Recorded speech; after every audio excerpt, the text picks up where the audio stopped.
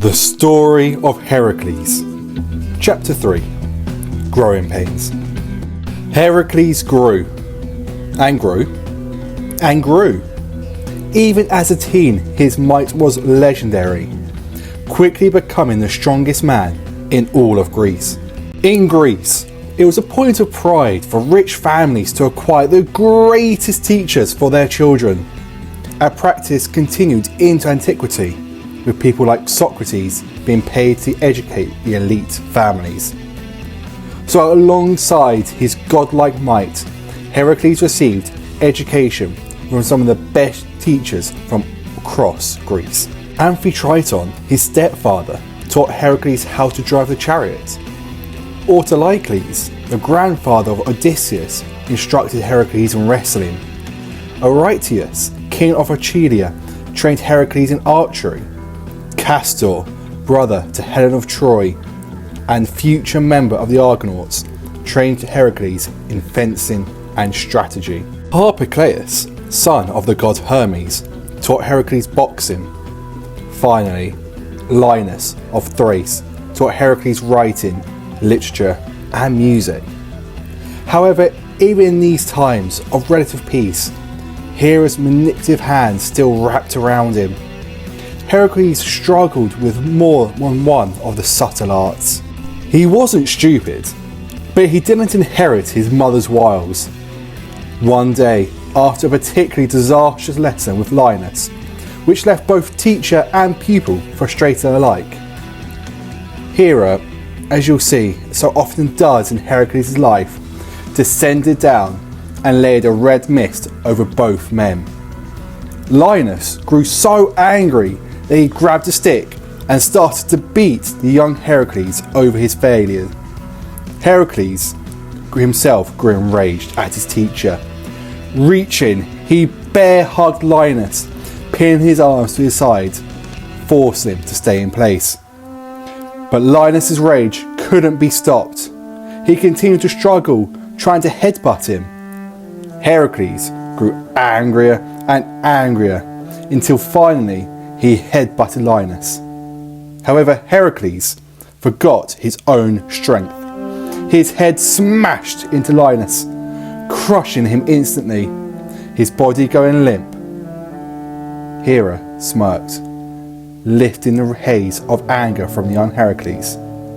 Her mission complete, she left. Luckily for Heracles, his brother, Iphicles, was in the room during all of this and was able to explain to his furious father that it was an accident and that Heracles was provoked first. Despite this, King Amphitryon banished Heracles to herd cattle until he had fully atoned for his crime. It is thought part of the reason why he sent him away was to avoid any more outbursts, which Heracles was becoming all too known for at this point.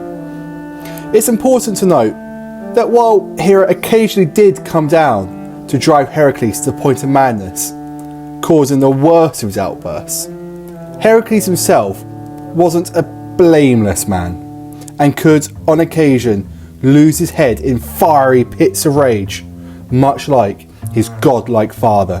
By removing him from the city, Amphitryon hoped that in time these outbursts would subside when no longer under the influence of teenage angst. While away herding cattle, Heracles learned some unexpected lessons. Firstly, while the life of a rich noble allowed for a grand education, it did nothing to ground a young man and teach him responsibility. Spending each day alone with his flock, he felt responsible for them, even coming to care for the animals. If something went wrong, only he could fix it. Such as when the biggest cow went missing. Heracles set out to find her. After many hours of trekking and tracking through the wilderness, he found her collapsed. When he tried to get her to follow him back, she whined and showed him her injured hoof. Undeterred, Heracles picked up the cow and carried her back like a babe, making sure after that the injured hoof was nursed back to full health. Time passed in this vein, Heracles waking up, looking after his cattle, training by lifting boulders and bending trees, until one day he received two visitors. One was a woman dressed modestly with a strong build, while the other was rounder with a dress fallen off her shoulders. They didn't introduce themselves.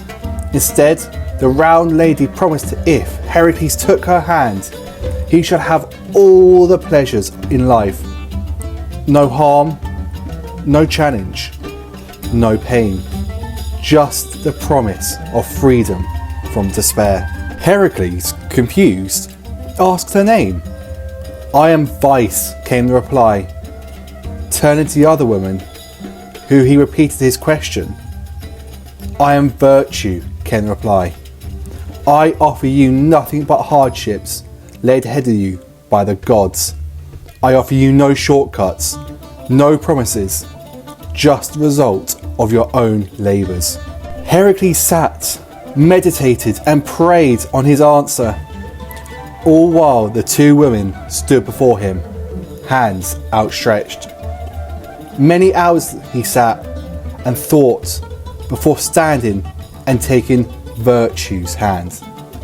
She smiled at him and left, all without saying a word. The young Heracles felt something change after women left. The tides of fate had shifted, or maybe more accurately, had settled. For good or for ill, he knew not. But whatever may come, it bore some comfort knowing it was because of his own choices and not some random twist of fate. Not much time passed before the fruits of Virtue's choice came knocking on the door. One morning, Heracles woke to find his prized cattle missing. Readying himself for another day of tracking it down, before the sight of blood and gore came before him. Something had taken the cow, something large, something dangerous.